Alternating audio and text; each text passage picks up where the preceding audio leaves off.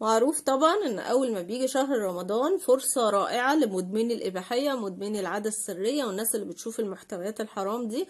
بيبقى فرصة رائعة جدا ان انا ابتدي اقرب لربنا، ورمضان بيساعد على كده. ليه؟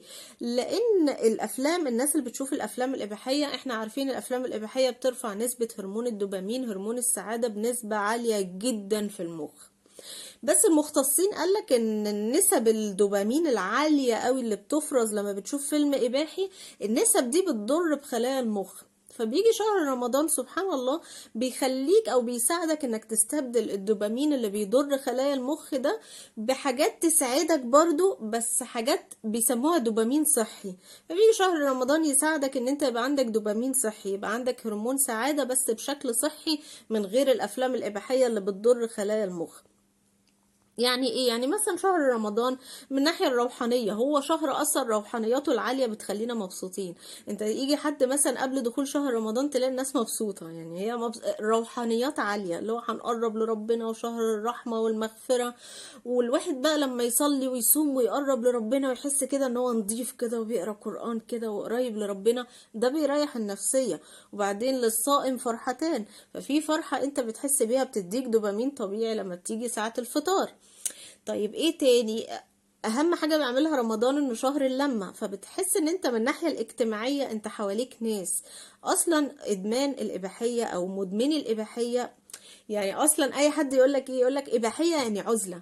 معروفة الشخص مدمن الاباحية هو شخص منعزل. صعب قوي تلاقي واحد مدمن اباحيه وله صحاب وبيخرج وله شله، لا، هتلاقيه في الغالب قاعد لوحده، لان اباحيه يعني عزله معروفه. فيجي شهر رمضان شهر اللمه والعزومات، وبنتقابل في التراويح مع اصحابنا، وبننزل السحور ونتسحر مع بعض ونتلم كعيله على الفطار. فهو برضه بيساعدك انك تتشغل شويه عن الافلام وتتشغل عن العزله. الحياه الاجتماعيه دي طبعا جزء كبير ومهم قوي للتعافي من ادمان الاباحيه. فممكن حد ده شهر رمضان بيساعد، طبعا بيساعد في كل الكلام ده.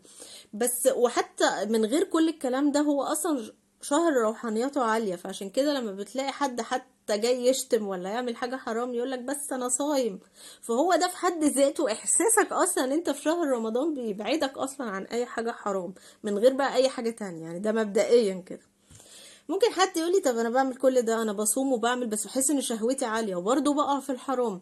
ما هو يا جماعة نرجع ونقول ان الشهوة بحجمها الطبيعي جوانا احنا نقدر نتحكم فيها، بحجمها الطبيعي اللي ربنا خلقه جوانا احنا نقدر نتحكم فيها.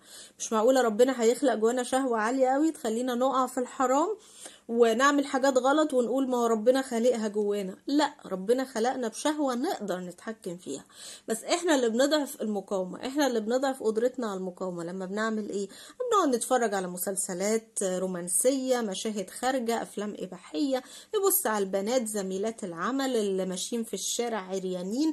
طبيعي جدا ان انت لما تقعد تبص يمين وشمال قدرتك على المقاومة هتقل، هتضعف الارادة جواك، وترجع تقول وانا ليه شهوتي عالية؟ ما عشان انت عمال تتفرج يمين وشمال بس. فخلي بالكوا ده بيعمل، الناس اللي بتقعد تتفرج دي بيعمل عندها حاجة اسمها تعذيب نفسي، بيسموها العلماء الاحتراق النفسي. ما هو انا بشتهي البنت دي، وانا مش اي واحدة هشتهيها هتجوزها ولا همتلكها.